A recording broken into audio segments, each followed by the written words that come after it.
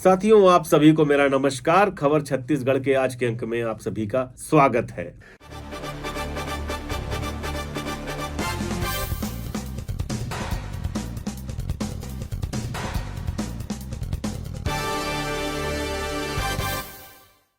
हम सब ने देखा है कि 2019 के बाद लगातार जब मोदी 2 आया, उसके बाद से किस तरह से देश के अलग अलग हिस्सों में ईडी, इनकम टैक्स और सीबीआई जैसी केंद्रीय एजेंसियों की छापेमारी हो रही है। यह छापेमारी अधिकतर विपक्षी नेताओं के खिलाफ की जा रही है। आपने देखा कि किस तरह से पश्चिम बंगाल में अभिषेक बनर्जी के खिलाफ छापेमारी हुई और किस तरह से झारखंड में हेमंत सोरेन को लगातार सम्मन पे सम्मन ईडी द्वारा दिया जा रहा है। यहाँ तक कि राहुल गांधी और सोनिया गांधी से भी ईडी ने पूछताछ की। महाराष्ट्र में भी यही सब हुआ, जिसके बाद वहां पे नए मुख्यमंत्री आ गए, सरकार गिरा दी गई। दरअसल ईडी का इस्तेमाल करके या तो सरकार बनाई जा रही है या तो सरकार बिगाड़ी जा रही है, गिराई जा रही है। और सिर्फ इतना ही नहीं, बताया जा रहा है और दिखता भी है, यह साफ नजर भी आता है। इसको कहने में कम से कम पत्रकारों को गुरेज नहीं करना चाहिए कि 2023 में 5 विधानसभा जहां चुनाव होने वाले हैं, 5 राज्यों में विधानसभा के चुनाव होने वाले हैं, उन राज्यों में साथ ही साथ 2024 के लोकसभा चुनाव की वैतरणी भारतीय जनता पार्टी इन्हीं केंद्रीय एजेंसियों की मदद से पार करना चाहती है। यह बात साफ साफ दिखती है। 15 सितंबर से पहले जब ईडी के बेहद विवादास्पद निदेशक संजय मिश्रा, जो कि जिनको सुप्रीम कोर्ट के आदेश के बाद इस्तीफा देना पड़ा, जब तक संजय मिश्रा रहे तब तक विपक्ष के नेताओं को तो परेशान किया जा रहा था। लेकिन अब भी जबकि संजय मिश्रा की जगह नए निदेशक आ गए हैं, फिर भी ईडी की अपनी कार्रवाइयां, ईडी का अपना दुरुपयोग बंद नहीं हुआ है। सबसे बड़ा गवाह संजय सिंह, जो कि आम आदमी पार्टी है के नेता हैं, उनकी गिरफ्तारी है। इसके अलावा छत्तीसगढ़ में आचार संहिता लागू होने के ठीक पहले जिस तरह से कार्रवाई धड़ाधड़ की गई, मुख्यमंत्री भूपेश बघेल के नजदीक के तमाम लोगों के ऊपर, उनके सलाहकार पर, वह साफ साफ बताता है कि जो केंद्रीय एजेंसियां हैं वह खास तौर से नरेंद्र मोदी और शाह के भारी दबाव के बीच इस तरह के छापेमारी, इस तरह की कार्रवाइयां कर रही हैं, जिससे साफ पता चलता है कि उनके पीछे कहीं न कहीं कोई पूर्वाग्रह जुड़ा हुआ है। अब जबकि 5 राज्यों के विधानसभा चुनाव की घोषणा हो गई है, लगभग सभी पार्टियों ने अपने अपने उम्मीदवारों की लगभग घोषणा कर दी है। ईडी एक बार फिर से सक्रिय है, इनकम टैक्स डिपार्टमेंट एक बार फिर से सक्रिय हुआ है, सीबीआई फिर से सक्रिय हुई है, लेकिन इनका चेहरा बदला हुआ है। क्यों बदला हुआ है, यह अपने आप में एक बड़ा खुलासा है। अब जो ईडी है, यानी कि इन्फोर्समेंट डायरेक्टर, कांग्रेस के नेताओं पर नहीं, भाजपा के नेताओं पर और जो भाजपा के नेताओं के समर्थक उद्योगपति हैं, उनके यहाँ छापेमारी कर रही है।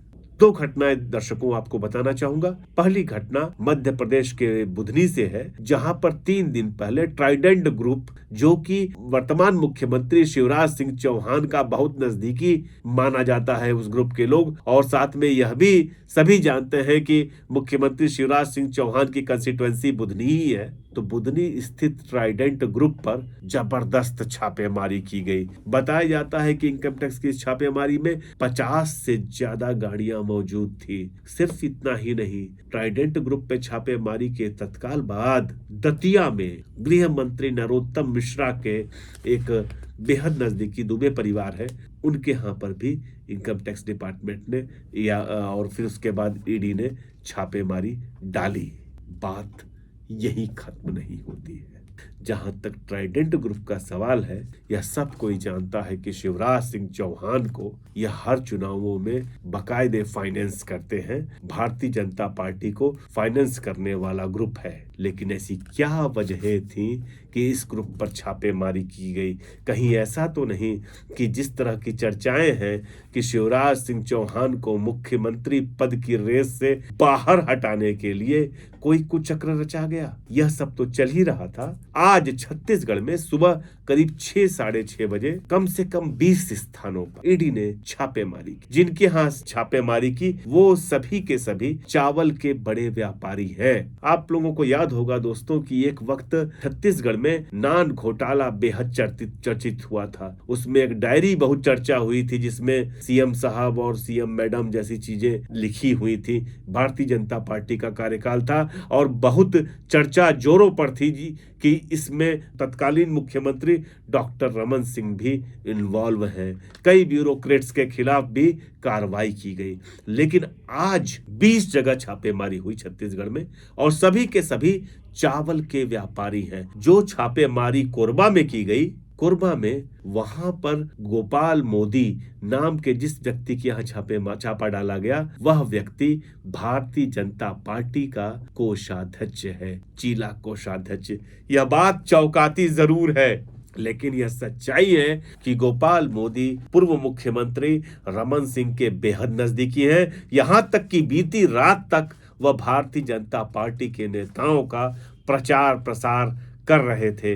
आज उनके घर के आगे सुबह से ही गाड़ियां लगी हुई हैं और बताया जाता है कि 5 सदस्यीय टीम घर के भीतर घुस करके छापेमारी कर रही है। इसके अलावा दुर्ग में 2-3 नाम आए हैं। कमल अग्रवाल का नाम आया है, कैलाश रुंगटा का आया है। इनके यहाँ भी छापेमारी हो रही है। अब सवाल खड़ा होता है कि इन छापेमारी के पीछे की वजह क्या है। आप सभी को यह पता होगा कि कहीं ना कहीं से भारतीय जनता पार्टी का जो शीर्ष नेतृत्व है वह यह सोचता है कि तमाम वरिष्ठ नेताओं को अगले चुनाव यानी कि 2024 के लोकसभा चुनाव से पहले साइडलाइन किया जाए। इस तरह की चर्चा को बल इस बात से भी मिलता है कि तमाम सांसदों को चुनाव लड़ाया जा रहा है। अब आप छत्तीसगढ़ का ही देखिए रमन सिंह क्या कह रहे हैं। और इस रमन सिंह के कहने के बाद माने मुश्किल से 1-1.5-2 घंटे बीते होंगे। ये कल शाम का बयान है और सुबह होते होते खुद ही छापेमारी हो गई भारतीय जनता पार्टी के जिला कोषाध्यक्ष के घर पे। आप सुनिए पहले रमन सिंह क्या कर रहे हैं। सवाल ये है, आरोप ये लग रहा है कि जो प्रमाणित भ्रष्टाचार हुआ है शराब पे, कोयले पे, ये क्यों हो रहा है? चावल पे भ्रष्टाचार इतना 600 करोड़ का क्यों हो रहा है? 2000 करोड़ शराब से वसूली क्यों हो रही? कोयले में क्या है वसूल रहा है? ये पैसे वसूली करने का जो काम हो रहा है छत्तीसगढ़ में, वो केंद्र के इनके राष्ट्रीय नेतृत्व को खुश करने के लिए पार्टी को अकेली उस समय भारतीय कांग्रेस की सरकार यहाँ थी तो उनको फंडिंग के लिए लगातार किया। और एटीएम कहने का मतलब सिर्फ यही है कि छत्तीसगढ़ से पूरा पैसा साइफन होके दिल्ली जा रहा है।